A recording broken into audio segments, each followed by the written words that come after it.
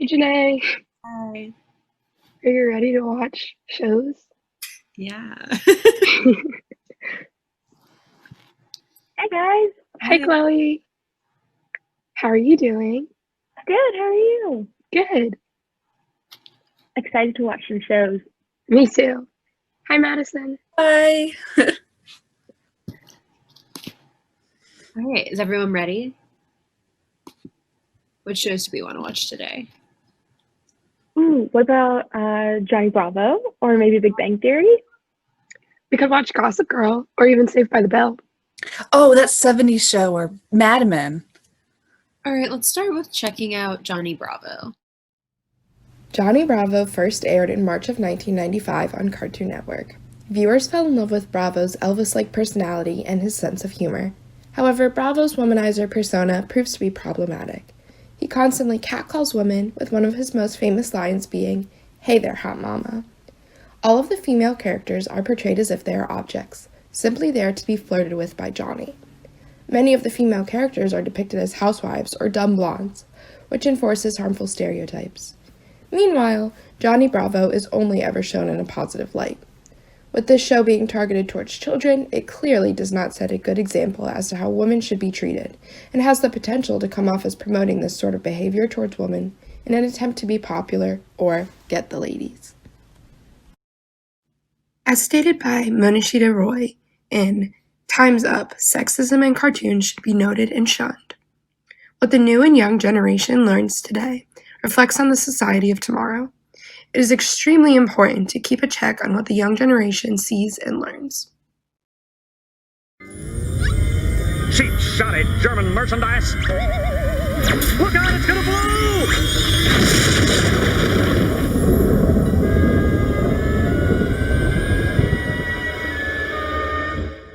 Yes! Thank you, sweet, bountiful heavens! Whoa, mama! Yahoo! You shall be granted. Wait a minute, I'm not done yet. Oh, happy day! Johnny has a genie! Johnny has a genie! Okay, I'm done. You have freed me from the toaster, and in return, I am beholden to grant you 3 wishes. Sweet! Why don't we start with 1,001 Arabian Nights back at your place? Oh, yeah.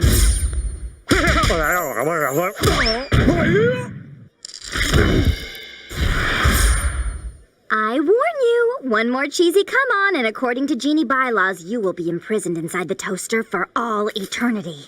Now try again. You mean I can have anything? Anything. Yikes. I used to watch this show all the time growing up, and I never realized how sexist it really is. I can't believe this is the example they were setting for children. Let's try another show. Gossip Girl, anyone? Sounds good to me. Gossip Girl first aired in September of 2007. The show was set over 6 seasons with 121 episodes. The popularity of the show even sparked spin-offs in other countries like Indonesia and Thailand. The final episode of Gossip Girl aired in December of 2012. The show follows a group of rich Upper East Side teenagers as they navigate their unique lives in New York City. As Gossip Girl calls them, these kids are Manhattan's elite, and with the money and power they have comes a lot of entitlement. One of the main characters, Chuck Bass, is one of the biggest offenders of using his entitlement to treat women like objects. Throughout the series, he grows and matures, but specifically in the first few seasons, we can see how Chuck uses a multitude of women for personal pleasure, and we never see these women again. In the very first episode of the show, he attempts to take advantage of his friend, Serena Vanderwoodsen, who has a past of partying and carelessness. During this past self, Serena had done something she regretted, and Chuck was using this as an excuse to pressure her into doing it again, having a "you had no problem doing it before" kind of attitude. Situations like this one are demeaning to women and show them as having little to no value, except when being used to pleasure a man. The show itself tries to combat these ideals by giving the female leads power and money as well, but unfortunately, this is trumped by the sexist actions of their male counterparts.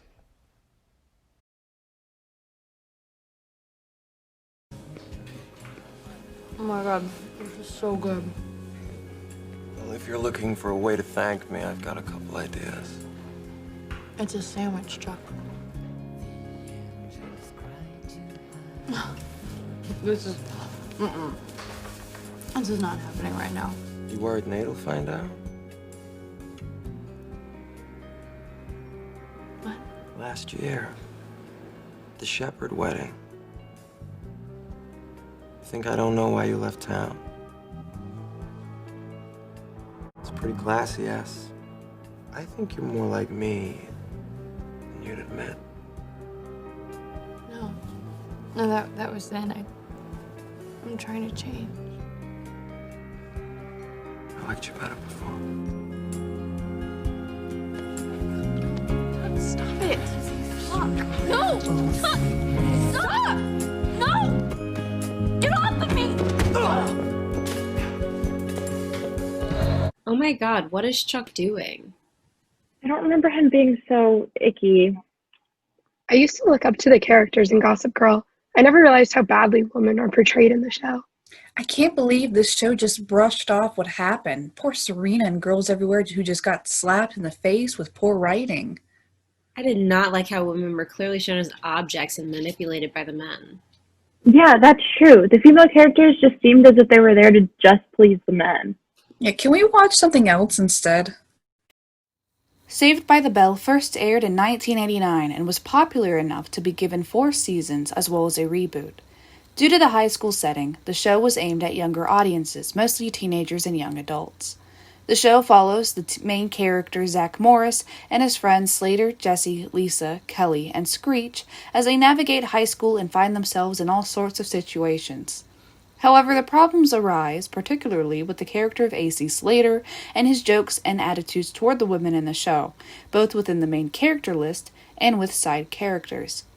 His character is portrayed as the high school jock, as well as a ladies' man, which in turn meant that he is constantly flirtatious with women in the show. This often leads to statements that are sexist and misogynistic, with his view of women seemingly being dateable objects and nothing more. However, his behavior and his statements are played for laughs, and even when pushed back against by Jesse, who he later dates, he still persists with his outdated views of women and the role they play in society. The pushback against him is also played for laughs, almost not entirely taken seriously by the characters or the show itself. Allowing women to be mocked and the sexist ideals expressed in the show is damaging to teens and young adults, especially those striving to be that ladies' man character in their own lives. The article, Apparently Women Don't Know How to Operate Doors, a corpus-based analysis of women's stereotypes in the TV series Third Rock from the Sun, written by Carmen Gregori-Signes, quote, a recent study by Haynes, Stowe, and LaFaro in 2016 indicates that gender stereotyping is still strongly embedded in today's society and can influence our judgments, choices, and actions, end quote. Gregori-Signes goes on to discuss also how, quote, this contribution examines the social and ideological meanings and the values inherent in the statements that bring about women's stereotypes as a resource for humor, end quote. Of course, you're a girl, so it's not like you could hit it anyway.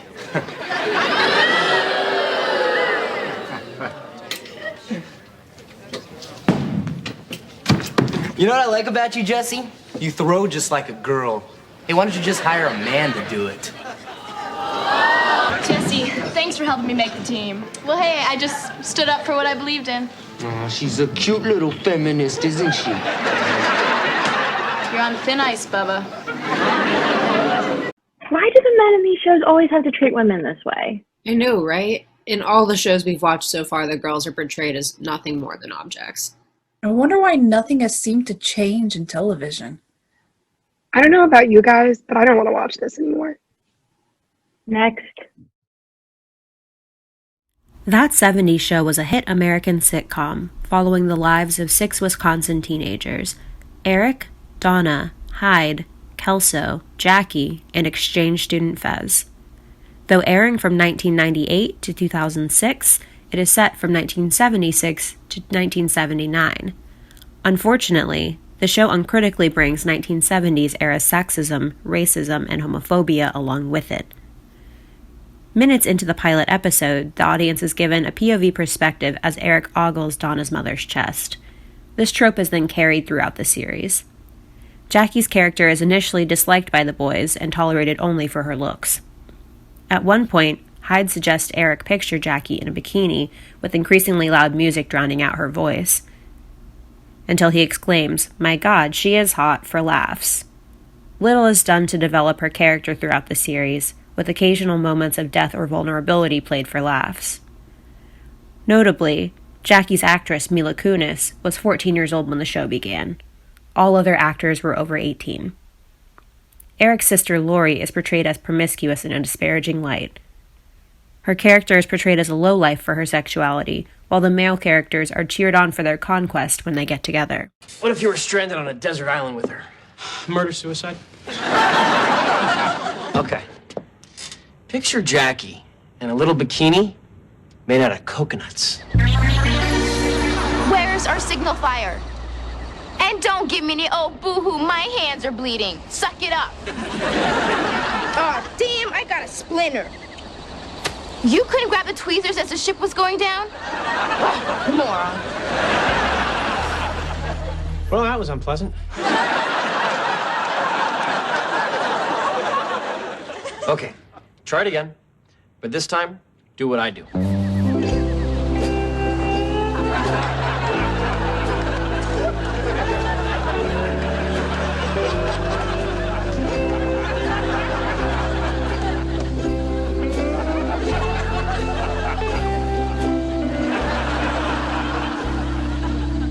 Good God, she is hot. I completely forgot how young Mila Kunis is in this show. Her character was a child and she was being sexualized. Oh, that makes me so uncomfortable. Why can't there be a show where women aren't glorified for their bodies alone? Yeah, I hope we can find a show that doesn't sexualize women and children. I'm ready to try watching something else. The Big Bang Theory first aired in 2007 and ended in 2019 with a total of 12 seasons. The show was directed towards nerd culture, and with it young adult to adult audiences. The episodes followed the main 5 characters, Penny, Sheldon, Leonard, Howard, and Raj, with minor characters such as Amy and Bernadette who are introduced later in the show.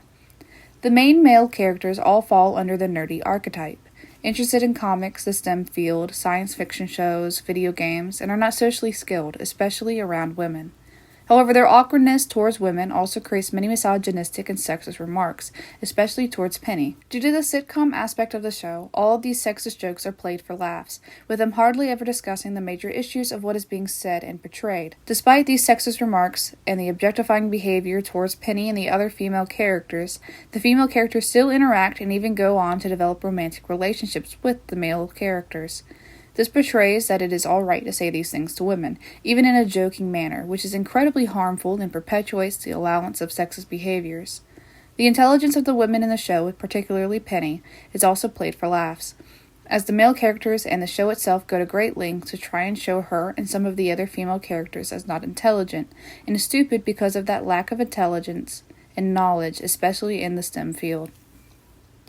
The article Old Jokes, New Media, Online Sexism and Constructions of Gender and Internet Memes, written by Jessica Drackett, Bridget Rickett, Katie Day, and Kate Milne, states that, quote, a critical approach to humor urges researchers to consider the potentially negative aspects of humor and to consider the role of humor in establishing or challenging power relations, end quote. I'd like to know why Penny's here. I'm here to support my man, just like you. What are you going to do? Take people's drink orders and get them wrong? Do it.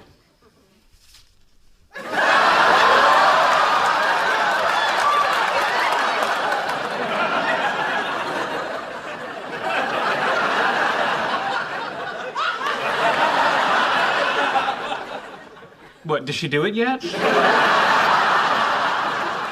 She plans on flirting with members of the tenure committee to further Leonard's cause. Well, that's a fine how do you do. Don't just stand there, take your breaths out. How are there so many shows with sexist and misogynistic characters? You would think that by now the writers would know that this isn't okay. The guys seem to forget that Penny isn't just a pretty girl and enforce sexist stereotypes. Okay, let's try one more show. I've heard good things about Mad Men. Mad Men first aired in 2007 and ended in 2015 with a total of 7 seasons. The show was clearly aimed more so towards older and adult audiences and follows the main character Don Draper as well as the activities at the company Sterling Cooper in the 1960s to 1970s. With this comes the expectation of the norms at that time in America, which among them was misogyny and sexism towards women.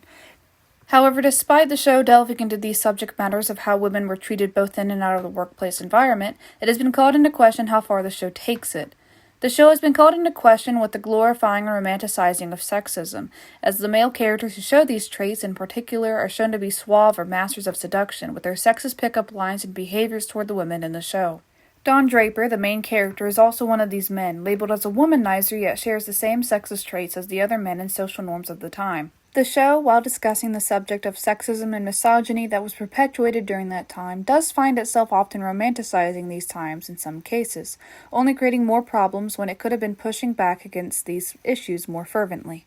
The article It's a Mad, Mad Ad World, a feminist critique of Mad Men, written by Patrick Feroci, Heather Schoenberger, and Aaron Schaster, states that, within their study on the show Mad Men and the sexism towards women in the show, quote, the study found that Mad Men does incorporate reflexive strategies to address certain challenges facing media organizations, but it does so unevenly, end quote. Has no taste. Ugly dress. Horrible wig. They're brainstorming. I wouldn't expect more than a few sprinkles. Oh, I love it when they do that. My little blowfish. Anybody mind if I take off my pants? Okay, I give up. Yeah, I've had enough. Maybe we should try again next week. Yeah, this is just too much. I agree. Well, it was good getting to see you guys, but I'm gonna go now. Yeah. Bye, guys. Bye. Bye. The point here isn't to avoid these shows. If we tried to avoid sexist TV, there would be nearly nothing left to watch. The point lies there, noticing this messaging, assessing it, and carrying us into a future where that doesn't have to be the case. TV is a tool many of us use to unwind or shut our brains off. Just be sure to switch it back on and process from time to time. Enjoying guilty pleasure TV is fine. It's just important to listen carefully to what you're being told and reject what doesn't suit your progress and ideals. It's also important to explore the landscape of media available to us. There has never been a wider array of available media in human history. Within that, there's so much hope. Shows that exclude these tired tropes or face them head-on are more common than ever before. Revisiting nostalgic media is only human, but you'd be surprised how bright the current generation of television is. Don't be afraid to explore. Whether as consumers or creators, our generation does have a say in what stories are told. A world where television represents a diverse array of races, sexualities, gender presentations, class backgrounds, and body types is possible. Television shows that don't use these sexist stereotypes are possible if television writers and producers stop relying on ideals and tropes that are outdated and harmful to all generations and audiences. It is all right to have these types of conversations with friends and family, and necessary to acknowledge the problem and work towards solutions. All audiences need to analyze the television shows they watch, asking questions such as, am I laughing because the jokes are funny, or am I laughing because I'm being told the jokes are funny?